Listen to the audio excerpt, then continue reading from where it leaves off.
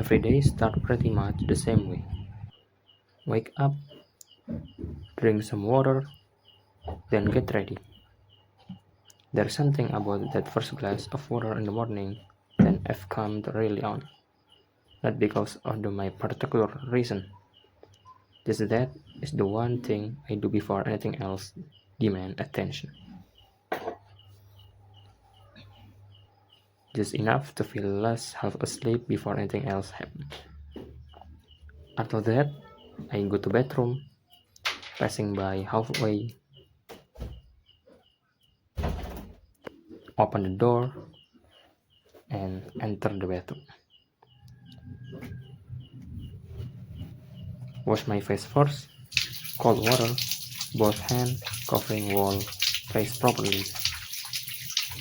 That alone does a lot. The tiredness doesn't disappear completely, but it pulls back enough to function. Then wudu. I start with the intention, then wash both hands up to wash in 3 times. Then I rinse my mouth 3 times, moving the water around properly before splitting up. Then the nose, water in, blow it out 3 times. After that, the face. From the hairline down, chain ear to ear 3 times. Both arm, neck, right first. Washing up hand, including elbow, and from the back, finally both mistake right first 3 times each.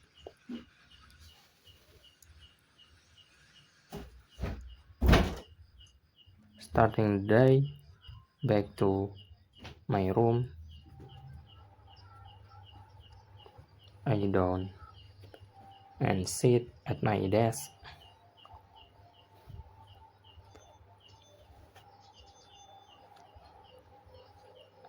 Turn on the laptop, display, light out, and desktop locked. Just waiting for booting until to the home.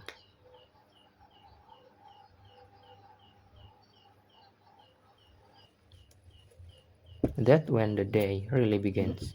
Not when the alarm went off, not when I got out of the bed, but right there, there is small shift that happen when the screen light up and open the first step. Rest mode ends, work mode start. It's not dramatic but is consistent. Open WhatsApp for checking new message. Then I do little bit learning. Right now, most of my study time is split between two platforms, Cisco Packet Tracer for Cisco Lab and Peanut Lab for more advanced simulation. Turn on my firmware and enter to Peanut Lab. For anyone who doesn't use Peanut Lab is a network simulation platform. Unlike Packet Tracer, which simulates device behavior, Peanut Lab actually run real network operating system images, like you run Linux or Windows on your computer. That means when you are working with a Cisco router in Peanut Lab, you are working with actual iOS, same image that run on physical hardware. The commands are identical, the behavior is identical, and the limitations are identical too. The difference is just the interface name and interface total. That last part important. Packet Tracer is forgiving in ways that real network are not. Some commands that doesn't exist in the simulation still work in Packet Tracer because the behavior is approximate. Peanut Lab doesn't do that.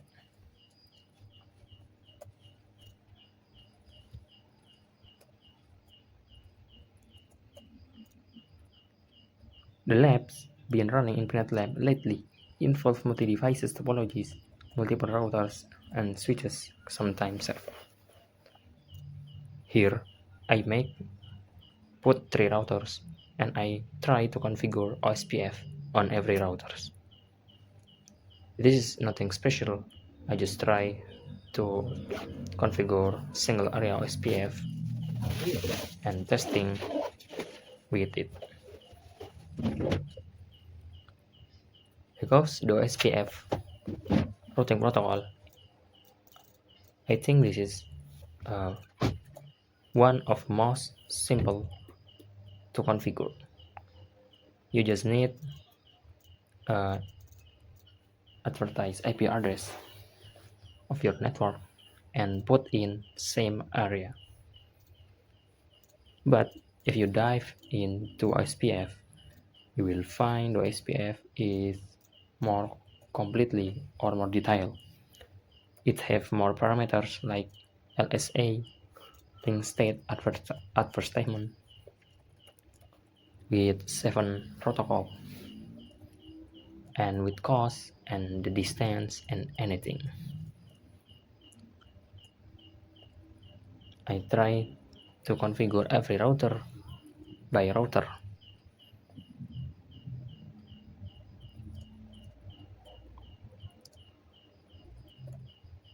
When something breaks, you can actually watch the protocol reconverge, see the LSA flooding through OSPF.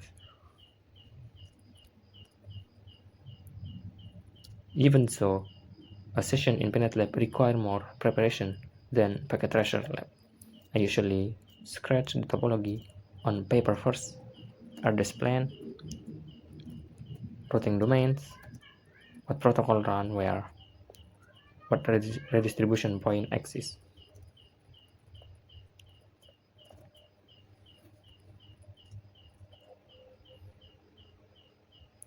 Lab session is generally teach kind of patience that hard to get from anyone else.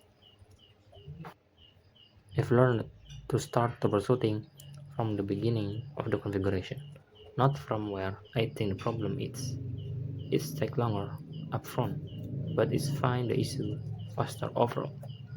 That shift is approach did not come from reading about troubleshooting methodology. It came from being wrong about where the problem was enough time. After a while at the desk, I take a break.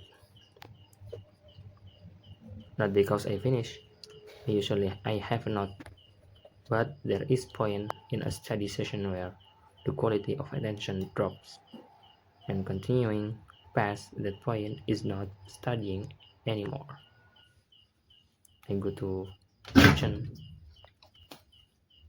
open the rack, take one glass, then I put in top rack.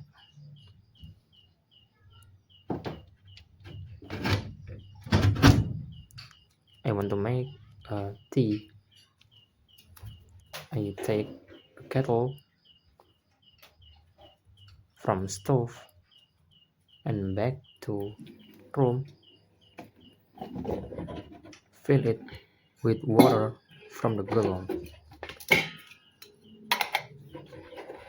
I just pour little bit water on the tap because I just need for one glass of tea. Close the bottle, close the kettle,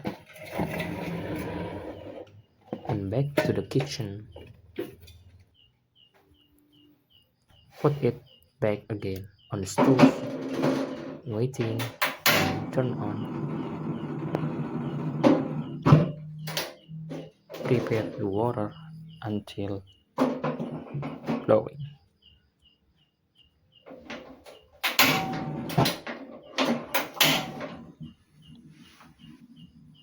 While the water still heats, I get a glass, take a tea bag, a spoon, then put in the glass, and I take the sugar. Forget a sweet taste on my tea.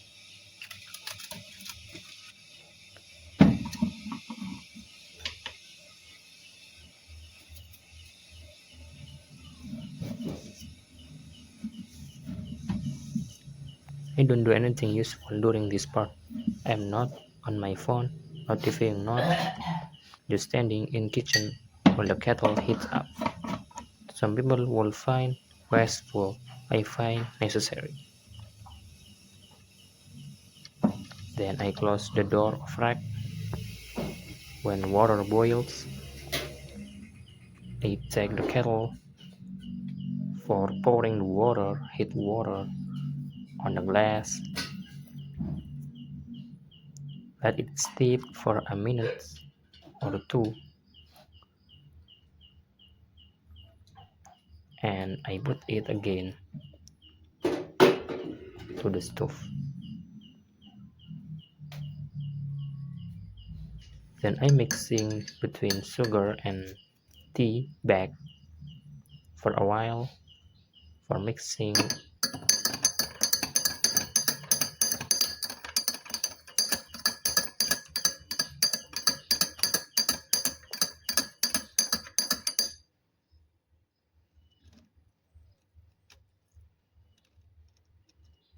Simple and quiet. That's the point of my tea. Then I'm back at my room. Coming back for the desk after a break is not always clean. The comfortable version of the afternoon is right there. Just stay in the kitchen a little longer, check the some time on the phone, let the break extend, I know pattern well.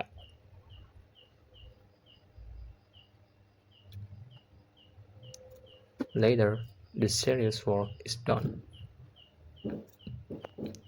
It's time for take a rest. I'm shut down the VMware and Peanut Lab. Then I open the HoYoLab launcher.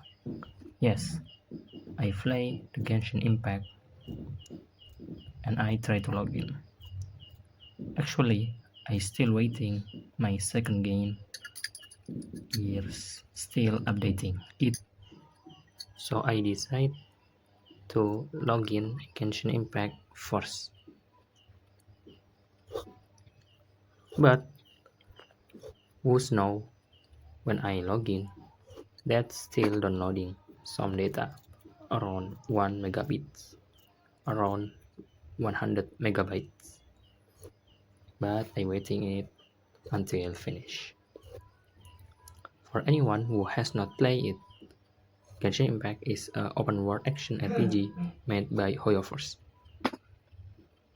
You play as the traveler, moving through a world called Teyvat, made up of different nations, each tied to a specific element. The world building is large. The story has been running since 2020, and right now, in 2026, the game is on version 6.6. Deep into the Northkai arc, there are over 115 playable characters at this point, each with their own elements, weapon type, and role in a team. When I logged in to the world, I found the continue the quest still waiting me. So I finished them first to a next question. The combat system is built around elemental direction. Each character is aligned with one of 7 elements: Pyro, Hydro, Cryo, Electro, Animal, Geo, and Dendro. And combining them trigger reaction. Example like you combine between water or hydro between pyro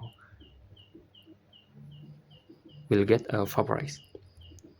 melt, freeze, superconduct, quicken, soar, and anything. Each reaction does something different, and building a team that changes their reaction consistently is where the most actual depth in the game comes from. It's not complicated to pick up, but there is a ceiling on how well you can do it. And that gap between average and good is noticeable. I play it on laptop. The game is genuinely demanding on mobile hardware, especially at higher visual setting. The open world, real-time combat, and particle effect all hit the GPU hard during longer sessions. It's one of the more resource-intensive games I run on this laptop, and you can feel it in the thermal after a while, and spin up the fan. The exploration side is what keeps me coming back as much as the combat. The world has lot of vertical space, cliff, tower, underground, cavern, structure you have to climb or glide to reach. Like water, navigation itself becomes a skill, turning the movement when go glide, when go climb, how to change dishes. It's something that improves with time and makes getting around genuinely satisfying. What a session of Genshin doesn't have after a long study block it's something specific. It's active, you're still making decisions, still writing, still navigating, but the stakes are completely different. No assignment deadline, no configuration that need to be correct, no grade attached to be outcome. Just a word to move through and whatever I want to do in the next hour. That mental shift is real. It doesn't feel like the same kind of rest as lying down, but it's a different kind of engagement that the brain seems to need after hours of technical focus. A day that looks from the outside like mostly studying, making tea, and playing game is, from the inside, a structure that actually works. I do the new event like Unique battle. So here we cannot use a skill or basic attack or something.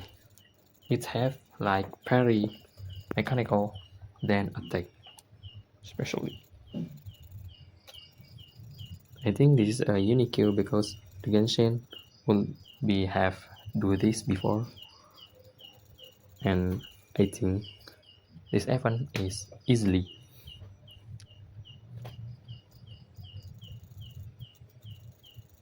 So wake up, get ready, study, break, come back, finishing up, then rest. It's nothing dramatic, just the shape of a regular day, and regular day are where most the progress actually accumulates, not in the exceptional session of the all-nighters, in the ordinary ones that happen consistency, one after another, across week and month. That's what in this video is really an ordinary day, and ordinary day are enough. So at least this is my video about my quiet holiday or quiet daily activity when I on boarding house, when I still in college. I want to appreciate to you who's watching this my short movie and apologize if this movie doesn't good. So thank you for watching and see you in the next time.